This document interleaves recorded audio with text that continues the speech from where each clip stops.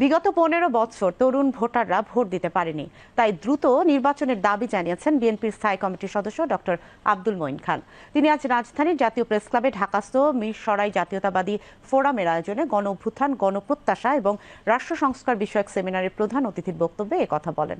এ সময় সংগঠনের কর্মকর্তাবৃন্দ উপস্থিত ছিলেন। ডক্টর মঈন খান বলেন, স্বৈরাচার পতন হলেও এখনও দেশে গণতন্ত্র প্রতিষ্ঠিত হয়নি, তাই গণতন্ত্র প্রতিষ্ঠায় এখন নির্বাচিত সরকারের হাতে ক্ষমতা হস্তান্তরের বিষয়ে বর্তমান সরকারের সর্বোচ্চ গুরুত্ব দেওয়া উচিত। অলিগার্কি একটা তৈরি করেছিল এই বিগত আওয়ামী লীগ সরকার, তাদের একটা গোষ্ঠীগত স্বার্থ রক্ষার জন্য তারা রাজনীতি, অর্থনীতি, ব্যবসা বাণিজ্য, সম্পদ সব কিছু এই ছোট্ট একটি গোষ্ঠী, সেই অলিগার্কি তারা সৃষ্টি করেছিল। প্রশাসনকে যারা রাজনৈতিক নেতৃত্ব, তারা অপব্যবহার করে এই প্রশাসনকে ধ্বংস করেছে।